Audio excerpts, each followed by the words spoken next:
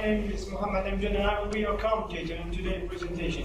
Commentator means that I will simplify the information and bring it as much easier as I can to your audience. While in my right hand, hello everyone, my name is Fawzan Duraid, and today I'll be your gas expert. And he will be named by Mr. Gas. While in my left hand, hello everyone, my name is Mohammad, and I will be the oil expert. And he will be named by Mr. Oil. You all know that Iraq is full of resources, and what I mean by resources, I mean gas and oil mainly. But Iraq has giant and supergiant oil fields, which means it has a huge amount of gas and oil.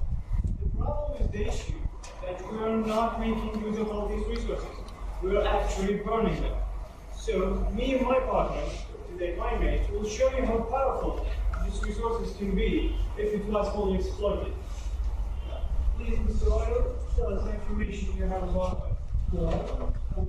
Oil, or as we know it, petroleum to be specific, is the Iraq's most important resource. But we're not making 100% use of it. There are a lot of large fields we're not exploiting and have not been exploited fully. Today, in a few slides, I will show you just how important this resource is to Iraq and how important is petroleum to us. I will talk specifically later about petroleum, but first I will start by speaking generally. As you can see, Iraq is the second largest crude oil producer in OPEC. OPEC stands for the Organization of the Petroleum Exporting Countries. This is the number as you see. What do you mean by OPEC? OPEC is an organization. It stands for, as you can see, Organization of the Petroleum Exporting Countries. It has 12 country members. 5 of these 12 are the founders. One of those 5 is Iraq. You may not know this, but the organization was founded in Baghdad, Iraq.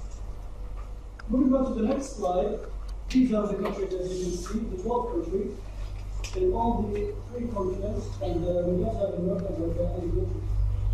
The next slide, we will talk about oil overview, generally. In Iraq, we have a lot of petroleum or oil major known fields that are producing in development. There are also that we haven't exploited. Iraq is the fifth largest country that has reserves of petroleum. Also, moving on to the statistics, Iraq oil production has grew by 1 million barrels per day over the past 5 years. This increase has made Iraq produce oil from 2.4 million barrels per day to 3.4 million barrels per day. This is an important subject. This chart shows us 2 things. As you can see in this line, the brown line represents the consumption. Of course, before that, we have the years from 1990 to 2014. And here we have the million barrels per day production or consumption. This line right here, as you can see, is steady. It's not moving up and down. But the production line, which is represented in blue color, from 1990, we had a crisis. This crisis made the production drop. It dropped so low that it went below 0.5. Then it rises again. Why does it rise? Because we had no crisis in this period of time. We had a period of peace. Another crisis happened and we dropped. And then from the last crisis until today or 2014, the production has risen. It hasn't been below the rest. So God knows how much we will be when we reach 2020. Moving on to the next slide. Iraqi government has future plans. These plans include ambitious oil production targets. There is an agency called the Energy Intelligence Group, as you can see here, that estimates that Iraq will have 9 million barrel per day production in 2020, or by 2020. Iraq also plans to use water injection, which is a new method we haven't thought of. Water injection helps us to produce oil or to extract oil from the oil fields. There is there is a project called the Common Seawater Supply Project. The companies in Iraq and in foreign countries hope that this project will provide 10 to 12 million barrels per day of water, not petroleum, but water. This water will go to at least 5 major fields in the south, or in the southern Basra fields. Now we have more future plans. Iraq refineries, as you know, produces more crude oil than we need, or than domestically needed. And also these refineries don't produce other refined products, as gasoline. It's just crude oil. But we have plans for that. We plan to build 4 new refineries and expand existing refineries. And also export in the future, if that happens, export refined products. There is a problem though. The capacity of the petroleum in Iraq, or the refinery capacity, is 1.1 million barrels, while we produce 3.4 million. That is a problem because the capacity is below the production, and that shouldn't be what the subject is about. Any question? Now, I want to thank Mr. Oil for his information and clarify issues and solutions in the future. Now I want to ask Mr. Gas to tell us the information we have about gas, problems and solutions. Hello again. First of all, we'll give a simple overview about gas. We'll start the types. The common types in the entire world, we know that there are 2 types of gas, the associated gas and the natural gas. In Iraq, we have both of these types. In the first place, we have the associated gas, and followed by the natural gas in less amounts and sizes and fields. Go to this. Here we have a map of Iraq, explaining with this gray spots gas fields, associated gas to be specific. They are distributed at the entire eastern side of the country, starting from the north to the south. And they get less and less in the middle and in the west. But mainly, the increasing is commonly known at the borders, at the mutual borders between Iraq and both of Iran and Turkey. And whenever we are heading southwards, the fields are getting larger in size and number. Statistics. We'll start as the proved gas reservoirs. We're talking about now 3.4 trillion cubic meters of gas reservoirs in Iraq, which means Iraq has 1.5% the rank of the reservoirs of the entire world. And it ranks Iraq as the 13th place in the world and of its reservoirs. These reservoirs, of course, mainly, as we say, are associated gas, from associated gas, and a little bit of natural gas. Specific statistics in 2015 gives us the production of Iraq. It's about 1.8 billion cubic feet per day.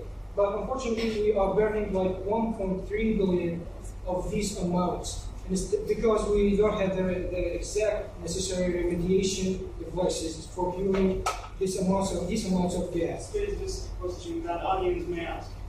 So you say that there's a benefit in that. So you say there's a huge number here, about 1.3 million cubic feet per day burning. They are burning these numbers. So if they stop the burning and we're going to make use of this associated gas, what's the benefit that you can have? Well, starting with a huge benefit. Actually, we are burning like 70% of the produced gas per day. And if we are talking about the benefits, it can be used in many areas, like actually as simple as electricity generating for as a start. We have a lot of electricity stations in Iraq, starting with the oldest one. In Nasiriyah, electricity station works by gas as a fluid for it. And we can use it as fuel, And we can use gas instead of oil or its derivatives as fuel, as in Japan and many other modern world countries. They use it for vehicles. And actually, there are many other uses, like in petrochemical industry and for cementing factors, and many other, like the most important one, that we can extract sulfur from associated gas. The sulfur here is like purified with 99.9% purified sulfur from associated gas. That would be all about it. And now we are moving about transportation. Transportation for gas. We have three main transportation worldwide. First of all, we have the worldwide transportation by specific trucks carrying gas by tanks. And the second, about marine transportations, which are specific ships carrying specific tanks under certain circumstances of pressure and temperature. And the most commonly used are pipelines transportation, because there are huge connected nets of pipelines in our country especially. So this transportation, in Iraq or in other countries? These are worldwide. What about Iraq? Local transportation, we have both of overland and pipelines. Overland by trucks and pipelines, we have huge connected lines. We have huge net of connected lines. Pipelines. And what about exporting? Exporting. First of all, we don't really export gas. We had we constructed a pipeline connecting us, Iraq, and Kuwait in 1986. It was operated at the same year, but due to some certain events, we don't want to get into details of it. It was stopped, and until now there is no operations in it. There are no operations in it. Okay, future plans. First of all, of course, we are hoping for better future for us, and of course, Iraq is aiming to be one of the biggest exporting countries of gas around the world. And according to certain studies made by EIA, International Agency of Energy, Iraq can have the possibility of increasing production of gas, especially purified gas, after neglecting and re-injection from 10 billion cubic meters to like 19 billion cubic meters from the era between 2010 and 2035. And that won't be happening until we apply some certain tools, such as starting from having the right construction and the right foundation of oil gas, fields of gas.